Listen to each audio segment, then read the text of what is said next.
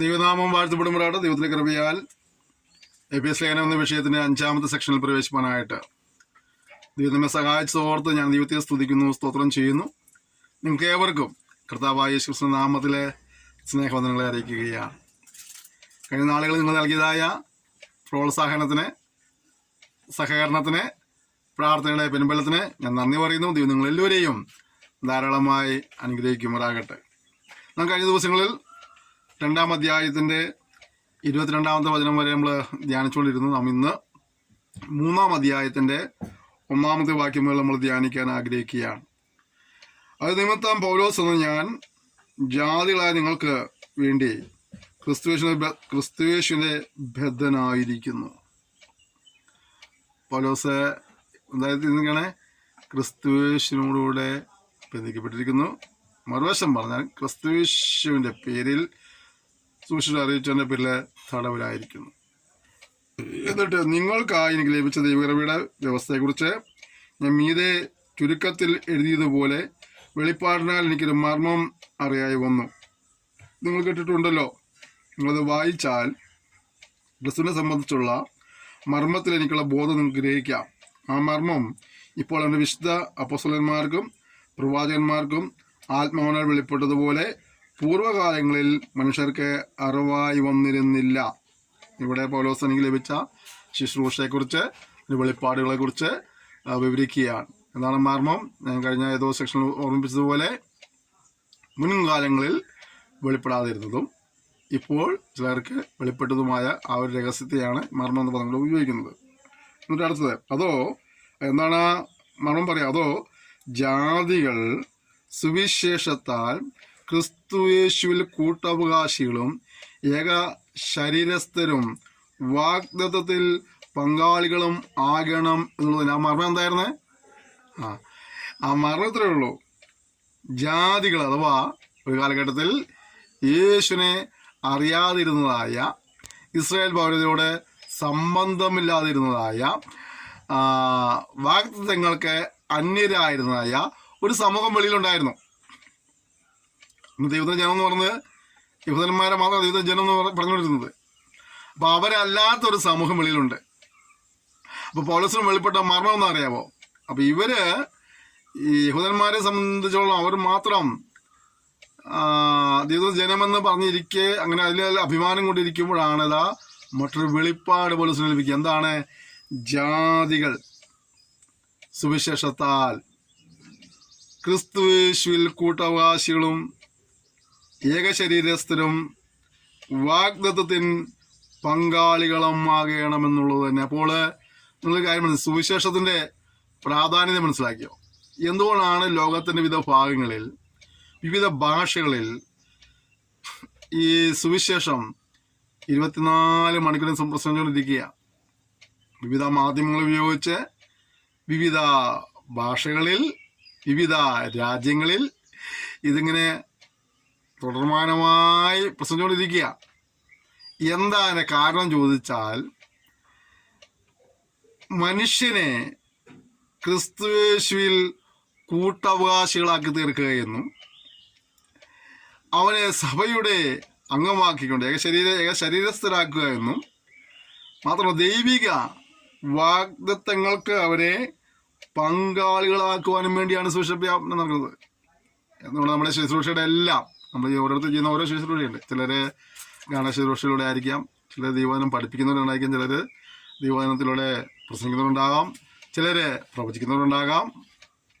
എല്ലാ ശുശ്രൂഷയുടെയും ആത്യന്തിക ലക്ഷ്യമെന്നുള്ളത് ജനത്തെ ദൈവത്തിങ്കിലേക്ക് അടുപ്പിച്ച് ദൈവത്തിന്റെ വാഗ്ദത്തങ്ങൾക്ക്, ദൈവിക അനുഗ്രഹങ്ങൾക്ക് സർവോപരി കർത്താവായ യേശുക്രിസ്തുവിൽ വിശ്വാസം ലഭിക്കുന്ന ആത്മരക്ഷയ്ക്ക് യോഗ്യരാക്കുക എന്നുള്ളതാണ്.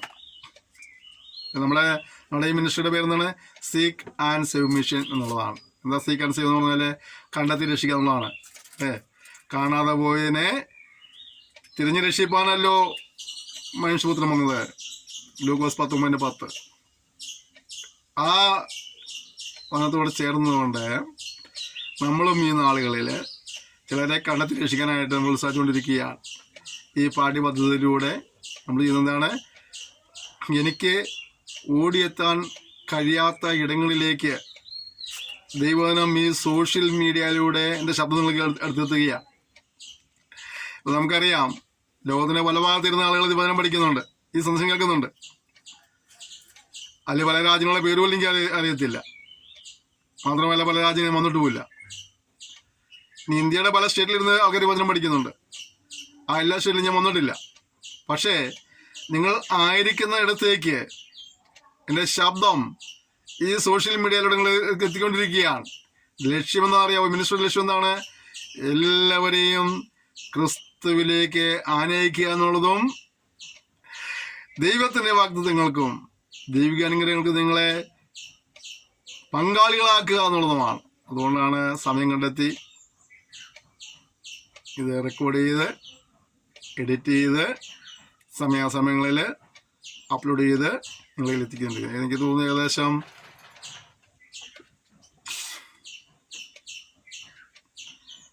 210-ലധികം സെക്ഷനുകൾ ഇപ്പോൾ കടന്നുപോയിക്കൊണ്ടിരിക്കുകയാണ്.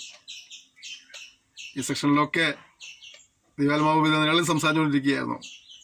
എല്ലാ സെക്ഷൻ്റെയും ആത്യന്തിക ലക്ഷ്യം എന്നുള്ളതാണ് ക്രിസ്തുവേശുവിലേക്ക് അടുത്തു വരിക എന്നുള്ളതാണ്.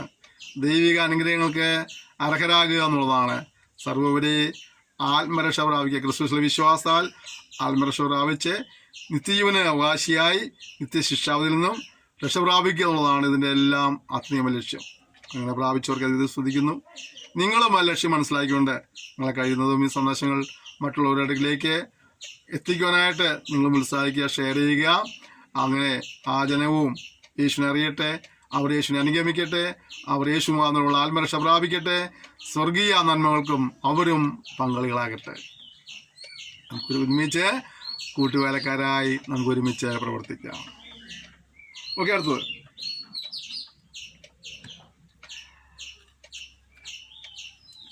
ആ സുവിശേഷത്തിന് ഞാൻ അവൻ്റെ ശക്തിയുടെ വ്യാപാര പ്രകാരം എനിക്ക് ലഭിച്ച ദൈവത്തിൻ്റെ കൃപാദാനത്താൽ ശുശ്രൂഷക്കാരനായി തീർന്നു. പൗലോസ് പറയുന്നത് ഈ സന്ദേശം മറ്റുള്ളവരിലേക്ക് എത്തിക്കേണ്ടതിനായിട്ട് ആ സുവിശേഷത്തിന് ദൈവത്തിൻ്റെ ശക്തിയുടെ വ്യാപാര പ്രകാരം എനിക്ക് ലഭിച്ച ദൈവത്തിൻ്റെ കൃപാദാനത്താൽ ഞാൻ ശുശ്രൂഷക്കാരനായി തീർന്നു. നമ്മൾ ഓരോരുത്തരും ലഭിച്ച കൃപയ്ക്കാൽ ഈ ശുശ്രൂഷ ചെയ്യുകയാണ്. ആത്യന്തിക ലക്ഷ്യം എന്നാണ് കർത്താവിലേക്ക് ചിലരെ അടുപ്പിക്കുക എന്നുള്ളതാണ്.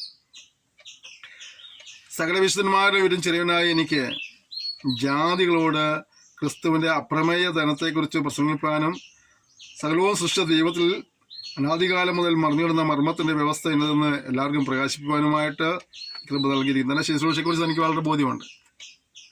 നിങ്ങൾക്ക് കൃപയാൽ ലഭിച്ചതാണെങ്കിലും എന്താണ് അതിന് ശുശ്രൂഷയിലൂടെ ചെയ്യേണ്ടതെന്നുള്ള ബോധ്യം ഉണ്ടായിരുന്നു.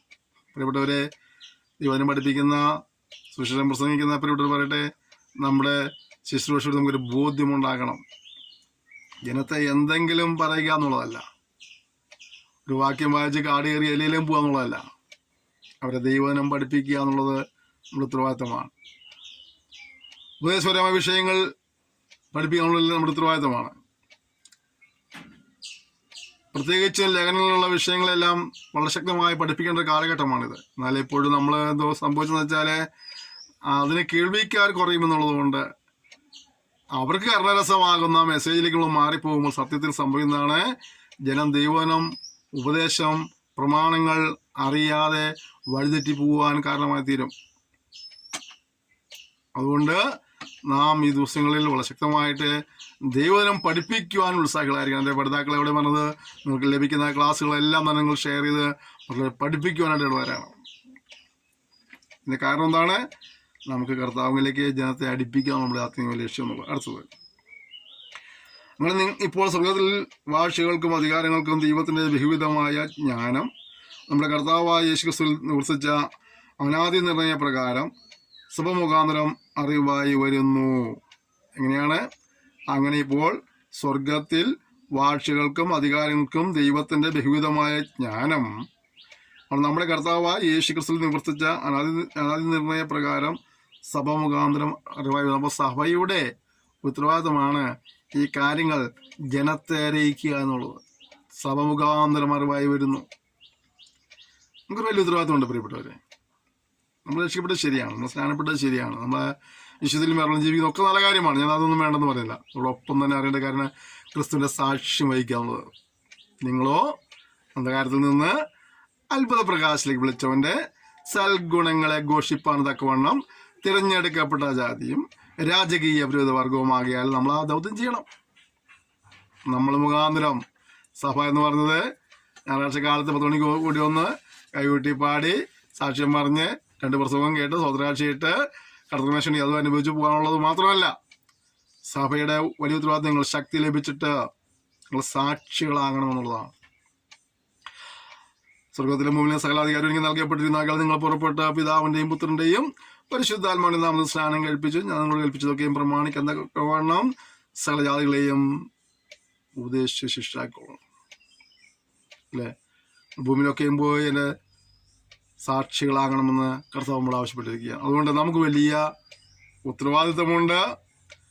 സഭ മുഖാന്തരമാണ് ഈ സന്ദേശം ദേശം അറിയേണ്ടത്. ഒരു ദേശത്ത് നമുക്കിത് അറിയിക്കാൻ കഴിയുന്നില്ല എങ്കിൽ ആ സഭ പരാജയപ്പെട്ട സഭയാണ്. അതുകൊണ്ട് പ്രിയപ്പെട്ടവരെ, സഭയുടെ ഉത്തരവാദിത്വം നമ്മെ രക്ഷിച്ച കർത്താവിനെ മറ്റുള്ളവർക്ക് പരിചയപ്പെടുത്തി കൊടുക്കുക എന്നുള്ളതാണ്. അതിൽ നിന്ന് നാം ഒരിക്കലും എന്ത് ചെയ്യരുത്, പിന്മാറി വരുവാനിടയായി തീരരുത്. ആ കാര്യം നമ്മൾ വളരെ ഉത്സാഹികളായിരിക്കണം. ഓക്കെ, അടുത്തത്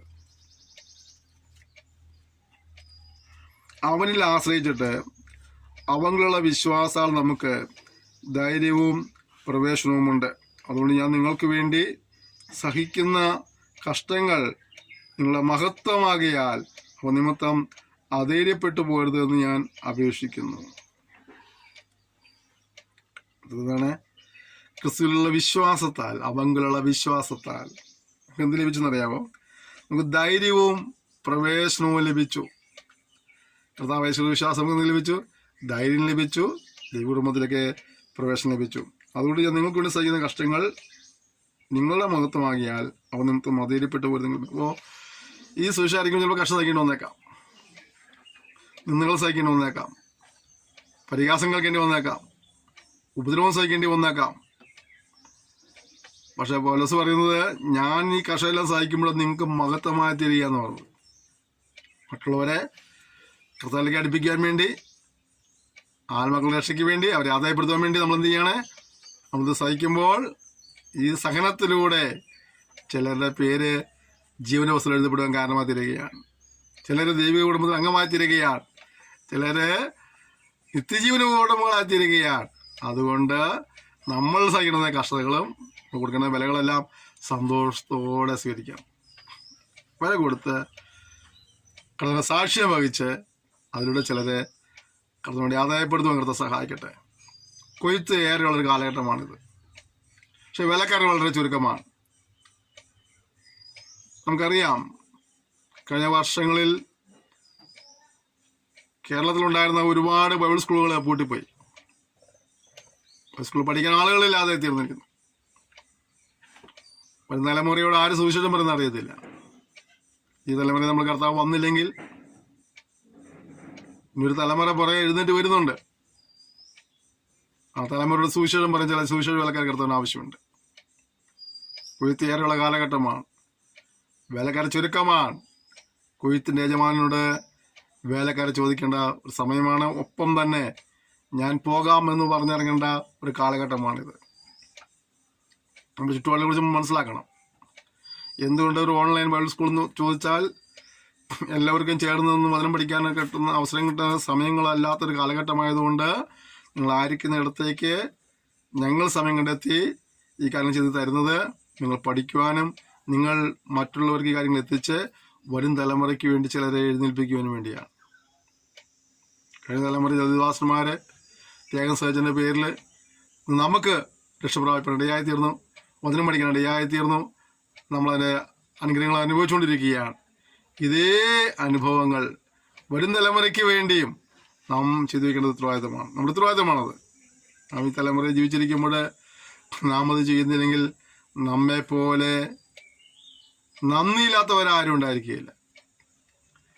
നാം പ്രാപിച്ച ഈ സന്തോഷം, നാം പ്രാപിച്ച സമാധാനം, നാം പ്രാപിച്ച രക്ഷ അതെപ്പോഴാണ് ലഭിച്ചു എന്ന് മറ്റുള്ളവർ പറഞ്ഞു കൊടുക്കുവാൻ കഴിയാതെ അവിടെ നശിച്ചു പോയാൽ നമ്മൾ രണ്ട് നൽകിയ രീതിയിൽ കണക്ക് പറഞ്ഞു. ഒന്ന്, നമ്മൾ നന്ദികേട് കാണിച്ചു. രണ്ട്, നാം നമ്മുടെ ഉത്തരവാദിത്വം ചെയ്തില്ല. അത് രണ്ടും ദൈവം തെറ്റായിത്തീരുന്നുള്ളതുകൊണ്ട് നാം ആ കാര്യങ്ങളിൽ കൂടുതൽ ശ്രദ്ധ കൊടുത്ത് മുന്നോട്ട് പോകാനായിട്ട് ദൈവം സഹായിക്കുമാറാകട്ടെ. വളരെ ഗൗരവത്തോടെ തന്നെ നിങ്ങൾ ഈ വിഷയം കാണുകയും ജീവിതത്തിൽ പ്രാവർത്തികമാക്കിക്കൊണ്ട് കർത്താവ് വരുമ്പോൾ ഒരു ആത്മീയ കൂട്ടത്തെ കർത്താവിന് മുമ്പിൽ കാഴ്ചവെക്കാനായിട്ട് നമുക്ക് ഒരുക്കാം.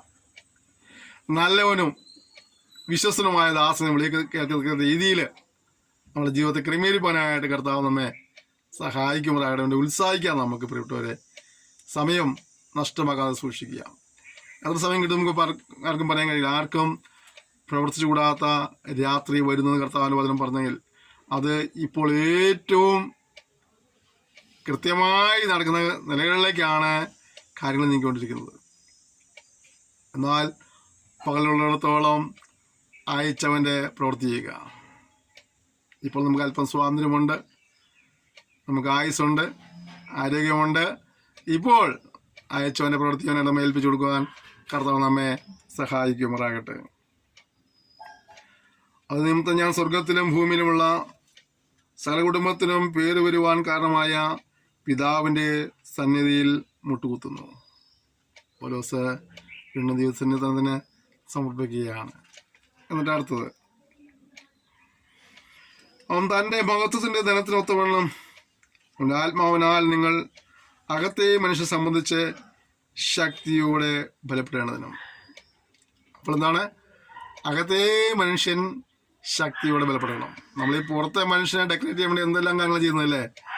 നല്ല ഭക്ഷണം കഴിക്കുന്നു, നമ്മളെ രോഗം നമ്മൾ ചികിത്സിക്കുന്നു, നല്ല വസ്ത്രങ്ങൾ ധരിക്കുന്നു, നല്ല മേക്കപ്പ് ഇടുന്നു. നമ്മൾ ഒരുപാട് കാര്യങ്ങൾ ഈ പുറത്തെ മനുഷ്യനെ മോടി പിടിപ്പിക്കാനായിട്ട് നമ്മൾ ചെയ്യുന്നുണ്ട്. നമ്മുടെ അകത്തൊരു മനുഷ്യനുണ്ട്. അകത്തെ മനുഷ്യനെ നമ്മൾ പലപ്പോഴും ശ്രദ്ധിക്കാറുള്ളതാണ് സത്യം അല്ലേ? ഒരു കഥ കേട്ടിട്ടുണ്ട്. ഒരു കുട്ടി സ്കൂളിൽ നിന്ന് തിരിച്ചു വരുന്ന സമയത്ത് വഴിയോരത്ത് ഒരു കിളിക്കുഞ്ഞിനെ കിട്ടി. മനോഹരമായ കിളിക്കുഞ്ഞ്. അവന് വളരെ സന്തോഷമായി. അവൻ ഈ കിളിക്കുഞ്ഞിനെ വീട്ടിൽ കൊണ്ടുവന്നൊരു കൊട്ടയ്ക്കടിയിലിട്ടിട്ട് അതിന് മനോഹരമായ കൂടുണ്ടാക്കാൻ വേണ്ടി കൂടി ഇറക്കുക. അവൻ അവിടെ ഇവിടെയൊക്കെ പോയി കമ്പൊക്കെ ശേഖരിച്ചു, ചെത്തി മിനുക്കി അതിനെ മൂടി പിടിക്കാൻ കുറച്ച് വർണ്ണക്കടലാസെല്ലാം കൊണ്ടുവന്നു. അതിന് ചില ലൈറ്റ് കിട്ടു, വെള്ളം കുടിക്കാനായിട്ട് പാത്രമൊക്കെ ഉണ്ടാക്കി വെച്ചു, ഭക്ഷണം കഴിക്കാൻ വേറെ പാത്രം ഉണ്ടാക്കി വെച്ചു. അതിൻ്റെ ഉള്ളിൽ കയറി നടക്കാനുള്ള കമ്പൊക്കെ ഉണ്ടാക്കി അങ്ങനെ മണിക്കൂറുകൾ ഈ കൂടുണ്ടാക്കാൻ വേണ്ടി ഇങ്ങനെ വളരെ ശ്രദ്ധയോടെ ഓടി നടന്ന്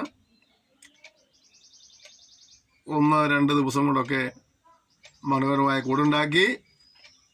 അങ്ങനെ ഈ കിളിക്കുഞ്ഞിനെ ഈ കൂട്ടിലേക്ക് എടുത്തു വയ്ക്കാനായിട്ട് എല്ലാ കാര്യങ്ങളും ഒരുക്കി. ഈ കിളിക്കുഞ്ഞിനെ ഈ കൂട്ടിലേക്ക് എടുത്തു വയ്ക്കാനായിട്ട് ഒരിക്കൽ ചെന്ന് കൊട്ട വന്നിച്ച് നോക്കിയപ്പോൾ ആ കിളിക്കുഞ്ഞ് ചത്തിട്ട് അതിനെ ഉറുമ്പരിക്കുകയാണ്. വളരെ സങ്കടമായി. എന്താ കാരണം? ഈ ബാഹ്യമായ കൂടിനെല്ലാം വേണ്ടി കൂടി നടന്ന സമയത്ത് ഇതിന് കൊടുക്കേണ്ട വെള്ളമോ ഭക്ഷണമോ കൊടുത്തില്ല. പ്രിയപ്പെട്ടവരെ, നമ്മളങ്ങനെ ആചരിയരുത്. ഈ അകത്തെ മനുഷ്യന്റെ വളർച്ചയെ നമുക്ക് ഗണ്യമാക്കാതെ ഈ പുറമേയുള്ളതായ കൂടിനു വേണ്ടി മോടി പിടിപ്പിക്കാൻ വേണ്ടി ഓടിയെടുക്കുമ്പോൾ ഓർക്കേണ്ട കാര്യം ഇത് നമ്മൾ ഉപേക്ഷിച്ചു പോകുന്ന സാധനമാണ്. പക്ഷെ അതിനേക്കാൾ വിലയുള്ളത് അകത്തുള്ള മനുഷ്യനാ.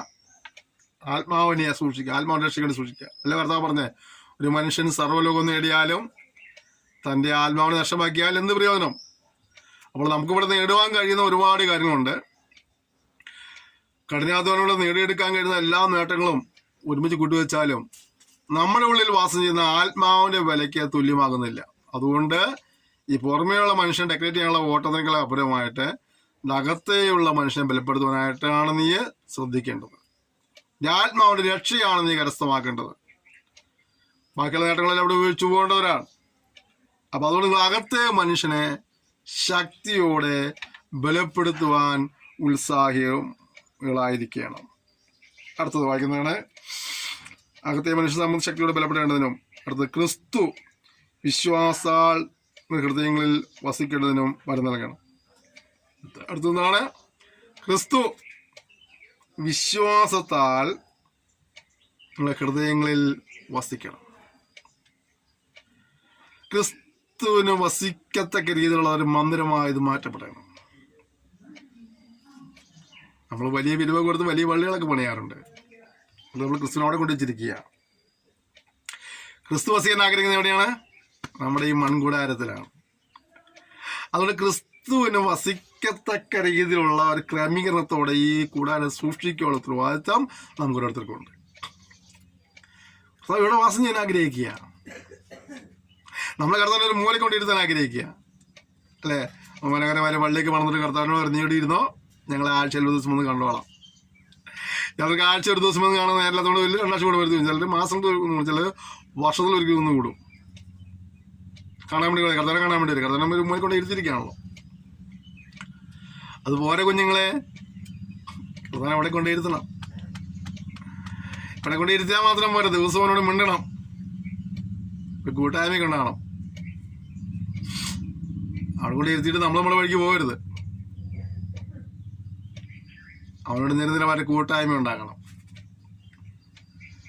അതിനുവേണ്ടി കർത്താവ് നമ്മെ സ്നേഹിച്ചത്, നമുക്ക് വേണ്ടി മരിച്ചത്, നമ്മുടെ കുടുംബത്തിൽ അംഗമാക്കി തീർന്നതൊക്കെ അവനുമായിട്ട് നിരന്തരമായൊരു കൂട്ടായ്മ ഉണ്ടാകാൻ വേണ്ടിയിട്ടാണ്. അത് നമ്മൾ മറന്നു പോകരുത്. അപ്പോൾ ക്രിസ്തു വിശ്വാസമാണ് ഹൃദയങ്ങളിൽ വസിക്കണം. അടുത്തത് നമ്മൾ സ്നേഹത്തിൽ വേരൂന്നണം. ഒരു മരം നിൽക്കുന്നത് എങ്ങനെയാ? വേരില്ല അല്ലേ? ആ വേര് അത്രമാത്രം ആഴങ്ങളിലേക്ക് പോകുന്നു, അത്രമാത്രം ഉറപ്പുണ്ടെന്ന് പറഞ്ഞാൽ മരത്തിൽ. അപ്പോൾ നമ്മൾ സ്നേഹത്തിൽ വേരുമെന്ന് പറഞ്ഞാണ് നമ്മുടെ നിലനിൽപ്പ് സ്നേഹത്തെ ബേസ് ചെയ്തുണ്ടായിരിക്കണം അല്ലേ? സ്നേഹം ഉണ്ടാകണം. ഇന്ന് ഭൂമിയിൽ ഇല്ലാത്ത സാധനം എന്തുവാ? സ്നേഹമാണ് അല്ലേ? ആൾക്കാർക്ക് അമ്മേൻ്റെ സ്നേഹം കിട്ടുന്നില്ല എന്നുള്ളതാണ്. അപ്പോൾ സ്നേഹത്തിൽ വരുമെന്ന് നമ്മൾ സ്നേഹം നമ്മളുള്ളൊരു വർദ്ധനം ഉണ്ടാകണം എന്നുള്ളതാണ്. സ്നേഹിക്കാൻ കഴിയണം നമുക്ക്. സ്നേഹത്തിൽ വരുമെന്ന് പിന്നെന്താണ്?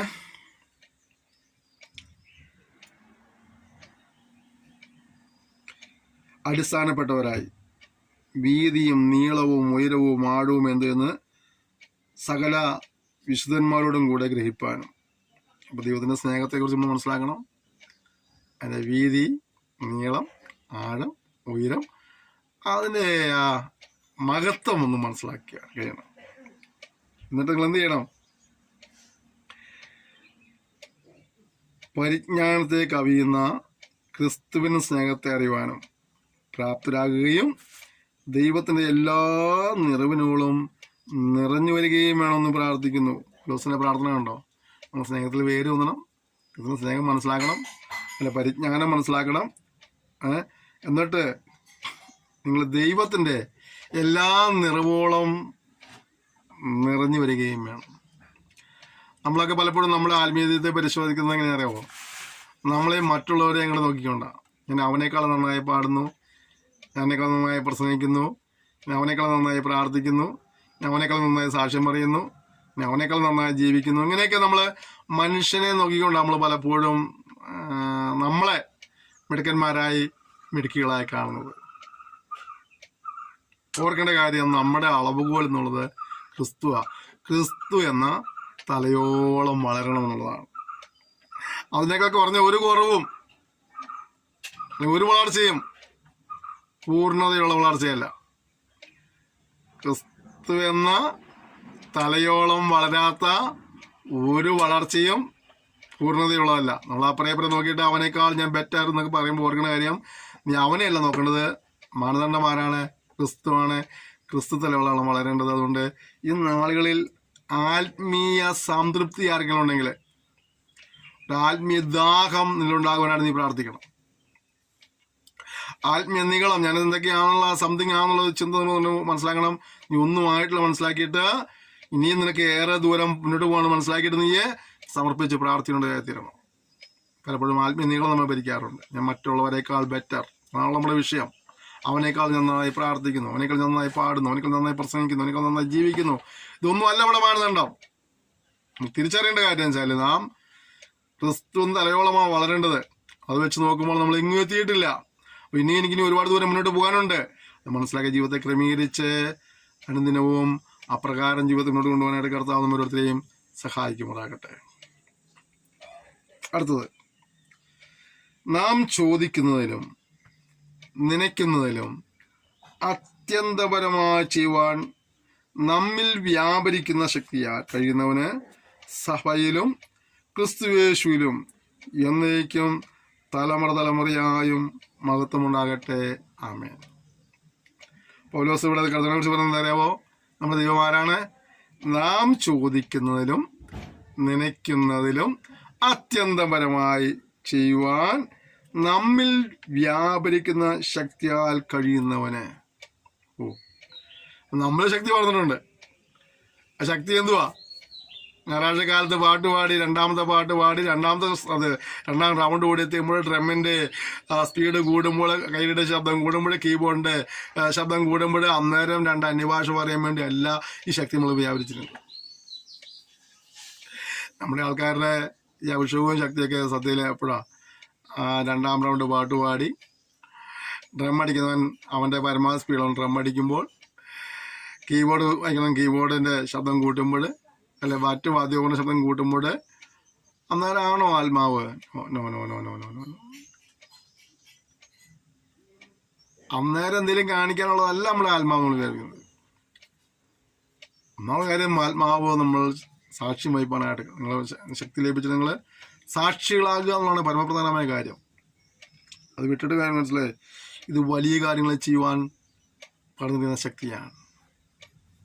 വില്യങ്കേരി പറഞ്ഞില്ലേ, ദൈവത്തിൽ നിന്ന് വലിയ കാര്യങ്ങൾ പ്രതീക്ഷിക്കുക, ദൈവത്തിന് വേണ്ടി വലിയ കാര്യങ്ങൾ ചെയ്യുക. നമ്മൾ പലപ്പോഴും വലിയ പ്രതീക്ഷയൊക്കെ ഉണ്ടാകാറുണ്ട്. അങ്ങോട്ട് പ്രവർത്തിക്കുന്ന കാര്യം വരുമ്പോൾ നമ്മൾ വളരെ താഴെ ലെവലിലേക്ക് വരാറുണ്ട്. അതിനേക്കാളും മിടുക്കന്മാരും മിടുക്കികളൊക്കെ ഉണ്ട്, അവർ ചെയ്യട്ടെ. നിങ്ങൾ ഭക്തന്മാരുണ്ട്, അവർ ചെയ്യട്ടെ. വിശുദ്ധന്മാരുണ്ട്, അവർ ചെയ്യട്ടെ.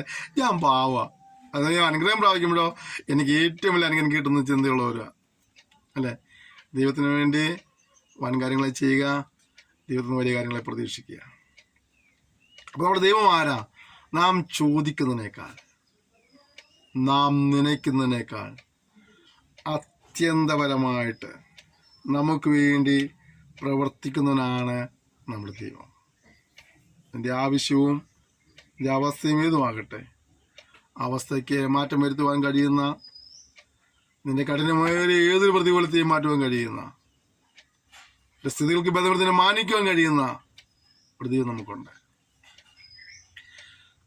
നമ്മൾ ആഗ്രഹിക്കുന്നത് പോലെ, നമ്മൾ പ്രാർത്ഥിക്കുന്ന പോലെ ഉള്ള ഒരു ചെറിയ അളവിൽ മാത്രമല്ല, നാം ചോദിക്കുന്നതിനേക്കാളും നനയ്ക്കുന്നതിനേക്കാളും അത്യന്തപരമായി ചെയ്യുവാൻ കഴിയുന്ന ദൈവമാണ്. നമ്മൾ രാജാക്കന്മാർ പുസ്തകം 2-ാമധ്യായം 3-ാമധ്യായം 2 രാജാക്കന്മാർ 3-ാമധ്യായം പഠിക്കുമ്പോൾ അതിൽ പറയാറുള്ളതായിട്ട് വായിക്കുമ്പോൾ, എലീശയുടെ കൂടെ ഉണ്ടായിരുന്ന ആളുകൾ അവരുടെ മൃഗവാഹനങ്ങൾക്കൊന്നും വെള്ളം കുടിക്കാൻ നിവൃത്തിയില്ലാതെ മരുഭൂമിയിലായ സമയത്ത് അവിടെ കുഴികളെ കുഴിക്കാൻ പറയുന്നുണ്ട്. അങ്ങനെ അവർ കുഴികളെ കുഴിച്ചു. പിറ്റേ ദിവസം വെള്ളം അവർക്ക് കിട്ടി.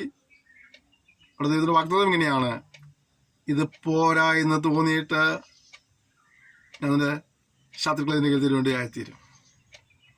പ്രിയപ്പെട്ടവരെ, അവിടെ അന്നേരം ചോദിച്ച് വെള്ളം മാത്രമാണ്. വെള്ളം കിട്ടിയാൽ അവരുടെ കാര്യം ഓക്കെ ആയി. പക്ഷെ ദൈവം എന്താണ് ചെയ്തത്? ഇത് പോരാന്ന് ആർക്കും ദൈവത്തിന് തോന്നി, ഇവർക്ക് തോന്നിയത് ദൈവത്തിന് തോന്നി ഇത് പോരാന്ന്. അതുകൊണ്ട് അവർക്ക് ചില കാര്യം ചെയ്യേണ്ടത് ആയിത്തീർന്നു. നമ്മുടെ ദൈവം അപ്രകാരമുള്ളവനാണ്. മനുഷ്യരൊക്കെ കൊടുത്തു കഴിഞ്ഞാൽ ആർക്കും എന്തെങ്കിലും കൊടുത്തു കഴിഞ്ഞാൽ അത് കൊടുത്ത് അതേ പറ്റാൻ ചിന്തിക്കുന്ന ആൾക്കാരാണ് മനുഷ്യരൊക്കെ, അല്ലേ? നമ്മൾ ആർക്കെങ്കിലും എന്തെങ്കിലും കൊടുത്തു കഴിഞ്ഞാൽ അത് കൊടുക്കേണ്ടിയിരുന്നില്ല, അത് കൊടുത്ത് അതേ പറ്റായി പോയി, അത്രയ്ക്കൊന്നും വേണ്ടായിരുന്നു ചിന്തിക്കുന്നവരാ. പക്ഷെ ദൈവം അങ്ങനെയല്ല. ദൈവം പറയാ, ഇത് പോരാ എന്ന് തോന്നിയിട്ട് ദൈവം കൊടുത്തിട്ട് പറയാം. ദൈവം പറയാ, ഇത് പോരാന്ന് ദൈവത്തിന് തോന്നിയെന്ന്. പ്രിയപ്പെട്ടവരെ, ഒരു വളരെ വലിയ പ്രതീക്ഷകൾ വക അവിടെ കാണുന്നുണ്ട്. നമ്മുടെ ദൈവം ചോദിച്ചത് അധികമായി എന്ന് പറഞ്ഞ് നമ്മുടെ അപേക്ഷ കീറിക്കളയുന്നതല്ല. എന്തുകൊണ്ടാ ഇത്രയധികം കാര്യങ്ങളൊക്കെ ചോദിക്കണമെന്ന് ചോദിച്ചിട്ട് നമ്മുടെ അപേക്ഷ തള്ളിക്കളയുന്നതല്ല. എന്താണ്? നാം ചോദിക്കുന്നതിലും നിനക്കെന്നതിലും അത്യന്തപരമായി ജീവനുള്ള ദൈവം. നിന്റെ ആവശ്യങ്ങൾ ഏതുമാകട്ടെ, നിന്റെ അവസ്ഥ ഏതുമാകട്ടെ, ആവശ്യങ്ങൾ പ്രവർത്തിക്കാൻ കഴിയുന്ന, അവസ്ഥയ്ക്ക് മാറ്റം വരുത്താൻ കഴിയുന്ന, സ്ഥിതികൾക്ക് ഭേദം വരുത്താൻ കഴിയുന്ന, മാത്രമല്ല നീ ചോദിക്കുന്നതിനേക്കാൾ അപ്പുറമായി വേണ്ടി പ്രവർത്തിക്കുന്ന ദൈവമുണ്ട്. ആ ദൈവത്തിന്റെ ജീവിതത്തിൻ്റെ അവസ്ഥകൾക്കെല്ലാം മാറ്റം വരുത്തും. വിശ്വസിക്കാം, നമ്മൾ ഒരുമിച്ച് പ്രാർത്ഥിക്കാം. ഏത് ആവശ്യമാകട്ടെ, ഏത് പ്രശ്നവുമാകട്ടെ, ഇതെങ്ങനെ പരിഹരിക്കാൻ കഴിയും, ഇതെങ്ങനെ ഇതിനെ അതിജീവിക്കാൻ കഴിയും, എനിക്ക് ഇതിന് മുന്നോട്ട് പോകാൻ കഴിയുകയില്ല, മുന്നിൽ എല്ലാ വാതിലും കൊട്ടയടപ്പെട്ടിരിക്കുകയാണ്, ഇനി എനിക്ക് രക്ഷയില്ല എന്നൊക്കെ പറയുമ്പോൾ ഒരു പക്ഷേ പിശാചിയും സാഹചര്യവും ആമേൻ പറയുമ്പോഴും നീ പറയണല്ല, ഞാൻ ചെയ്യുന്ന ദൈവമുണ്ട്. ഞാൻ ചോദിക്കുന്നതിനേക്കാൾ നനയ്ക്കുന്നതിനേക്കാൾ അത്യന്തപരമായി എനിക്ക് വേണ്ടി പ്രവർത്തിക്കുന്ന ഒരു ദൈവത്തെയാണ് ഞാൻ സേവിക്കുന്നത്. എനിക്ക് വേണ്ടി അത്ഭുതം പ്രവർത്തിക്കും. ഞാൻ ചോദിക്കുന്ന കാര്യങ്ങൾ മാത്രമല്ല, അത് പോരാ എന്ന് തോന്നിയിട്ട് എനിക്ക് വേണ്ടി വലിയ കാര്യങ്ങളെ പ്രവർത്തിക്കുന്ന വിശ്വാസത്തോടെ നമുക്ക് ഒരുമിച്ച് പ്രാർത്ഥിക്കും. സ്വർഗീയ പിതാവേ തന്ന സെക്ഷനായ സ്തോത്രം ചെയ്യുന്നു. നമ്മൾ പറഞ്ഞ ദിവൽമ സംസാരിച്ചുകൊണ്ടിരുന്നല്ലോ. കർത്താവേ സമൂഹത്തെ സ്ഥലം പരിമേൽപ്പിക്കുകയാണ്. അന്വിത ഭാരങ്ങളെ കർത്താവ് അറിയുന്നല്ലോ, പ്രതിസന്ധികളെ കർത്താവ് അറിയുന്നല്ലോ. വിടുതൽ നൽകണമേ. ഒരു ആശ്വാസം ഉണ്ടെങ്കിൽ അറിയുമ്പോഴേ കർത്താവേ അവർ ചോദിക്കുന്നതിനേക്കാൾ നനയ്ക്കുന്നതിനേക്കാൾ അത്യന്തപരമായി അവർക്കൊണ്ട് ചെയ്ത് മാനിക്കുമ്പോഴാണെന്ന് പ്രാർത്ഥിക്കുന്നു കർത്താവേ. അവർ ഇപ്പോഴത്തെ വിഷയങ്ങളുടെ വിടുതൽ മാത്രമല്ല, അതിനപ്പുറമായി തീവ്ര നന്മകളും അവർക്ക് അനുഭവിപ്പാൻ കർത്താവ് സഹായിക്കുന്ന പ്രാർത്ഥിക്കുന്നു. രോഗികൾ യേശുവിന്റെ നാമത്തിൽ സൗഖ്യമാകട്ടെ. ദുഃഖിതർ യേശുവിന്റെ നാമത്തിൽ ആശ്വാസം പ്രാപിക്കട്ടെ. നീ വിലാപത്തെ നിർത്തമ ദൈവമാകിയാൽ അത്ഭുതപ്രവൃത്തി വെളിപ്പെടുത്തുമാറാകണമേ എന്ന് പ്രാർത്ഥിക്കുന്നു. ഡേറ്റിന്റെ അനുഭവങ്ങളെ മാറണമേ കർത്താവേ, ശക്തി പകരണമേ, സന്തോഷവും സമാധാനവും പകരണമേ കർത്താവേ. ഞങ്ങൾക്ക് അപ്രാപ്യമെന്ന് പറയുന്ന വിഷയങ്ങളുടെ മേൽ കർത്താവ് ദിവസങ്ങൾ അത്ഭുതം പ്രവർത്തിച്ച് ആ നന്മയും ആ വിടുതൽ നിങ്ങളുടെ സന്തോഷമായി ഇവരെ സഹായിക്കുമ്പോഴാണെന്ന് പ്രാർത്ഥിക്കുന്നു. ഇറവയ്ക്കായ സ്തോത്രം യേശുവിന്റെ നാമത്തിൽ തന്നെ ആമേൻ. ക്ഷമയോടെ ഈ സന്ദർശനത്തിന് നന്ദി പറയുന്നു. ഇത് നിങ്ങളെല്ലാവരും ധാരാളമായി അനുഗ്രഹിക്കുമ്പോഴാകട്ടെ. കർത്താവ് ഒരു താമസാൽ നമ്മുടെ അടുത്ത സെക്ഷനിൽ നമുക്ക് വീണ്ടും കാണാം. അതുവരെയും കർത്താവ് തൻ്റെ വിസ്താരം ചെറുകടി നമ്മൾ സൂക്ഷിക്കാനാണ്. നമുക്ക് പരസ്പരം ഓർത്ത് പ്രാർത്ഥിക്കാം. നിങ്ങളുടെ എല്ലാ സഹകരണത്തിനും പ്രോത്സാഹനം ഞാൻ നന്ദി പറയുന്നു. Thank you. May God bless you.